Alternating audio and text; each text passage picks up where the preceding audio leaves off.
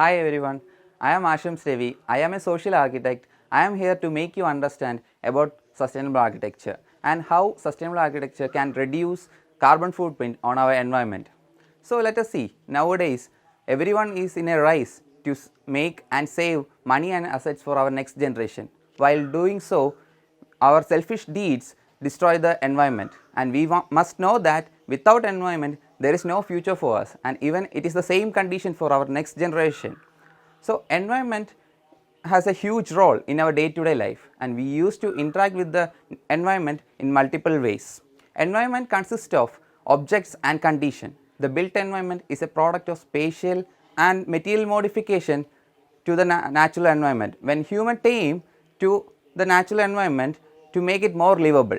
The built environment is not just buildings, it is about the spatial modification done to the environment like pathways, roads, the farmlands, the playground and even the dump yards.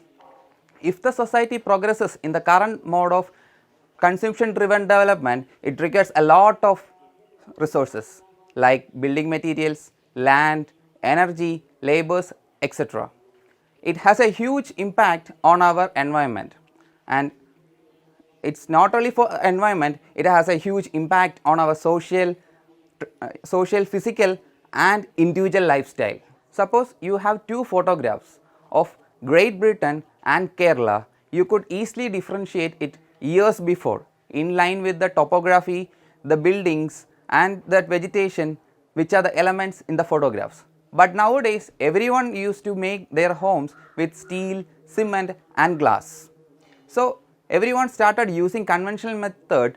This drive to the homogeneity, or we call it as globalization, has a huge impact, and it has emitting lot of and tons of carbon dioxide to the environment.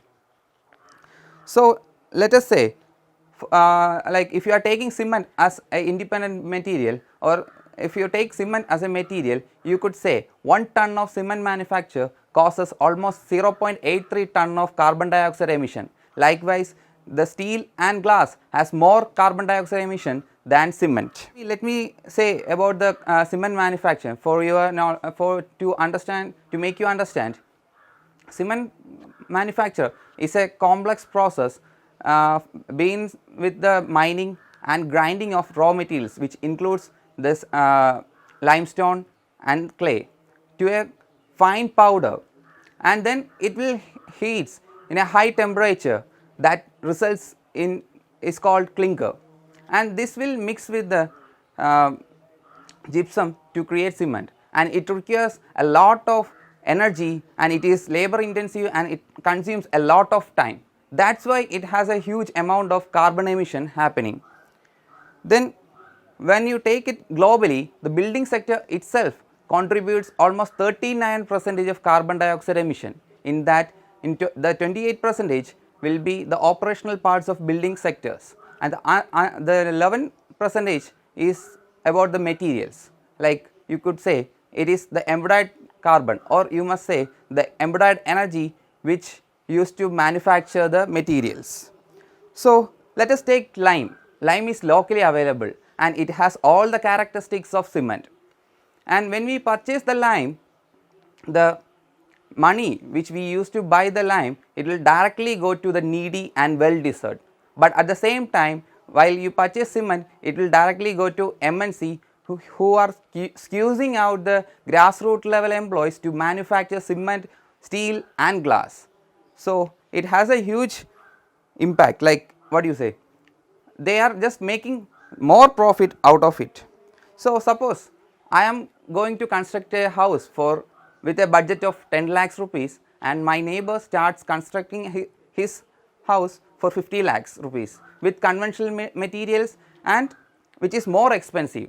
So at the present condition, the society will be having an ego, and automatically I will get hurt with my ego, and I will try to defeat him by doing the same things.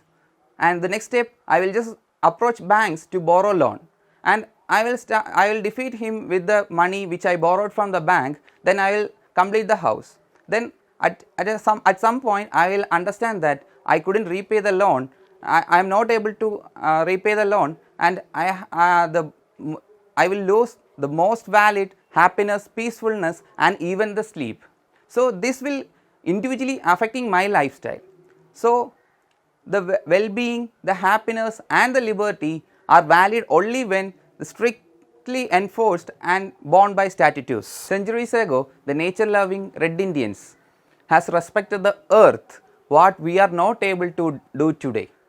Their famous proverb goes like this: treat the earth well, it is given to you, it is not given to you by your parents, it is borrowed from your children.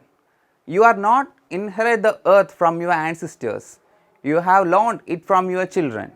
So, this is the time you have to rethink how to reduce carbon footprint, which impacts a lot on our environment. So, initially when you come to building sector, you have to reduce the non-renewable materials or the resources to the building sector. So, everyone used to go to markets and purchase conventional materials which has high embodied energy and which impacts the environment with carbon footprint.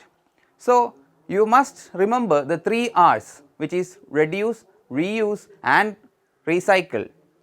So, let us see. First example is to reuse the existing building. If you are having an existing building or an old building, you can add or remove an extension according to your new use. By that you can save a lot of resource and you can save Mother Earth. And this is called the adaptive reuse of buildings. And the second one is, if you do not have a building to reuse, you can easily avail the materials like recycled materials from the buildings demolishing, and you can use it according to your design, and you can save a lot of money with this, and even you can save the earth. The third one is that the renewable materials. We have a lot of renewable building materials we can use, and they are like bamboo, lime, straw bale and wood. So, when I take bamboo, bamboo is a natural material or renewable material which grows so fast. It has a significant role in our green economy. Bamboo used to harvest in 6 years, and if we treat the bamboo properly, it can last up to 100 years. And the interesting fact about bamboo is that 1 hectare of bamboo can sequestrate 21.41% of carbon dioxide in a year.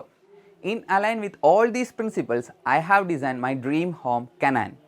Canaan is made up of 90% of reused materials.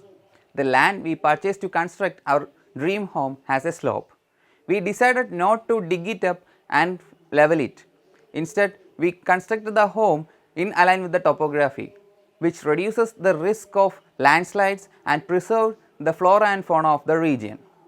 And I have sourced the reused materials right from the foundation to the roof level from the demolishing sites.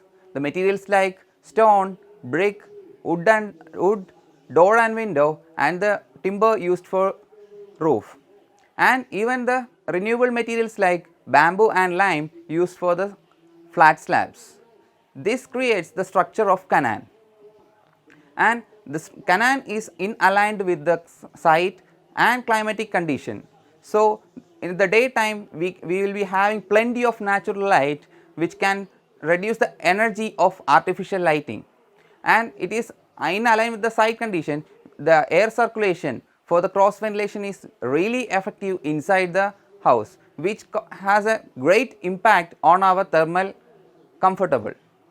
By doing so, we can save a lot of energy as well. So, let us say if you are ready to spend 10,000 to 20,000 rupees for staying a night in a bamboo resort, why can't you make your own home with bamboo and stay for 365 days in a year in a resort? Sustainability is not a far away dream. Anyone can achieve sustainability by taking up the personal responsibility to care for the earth.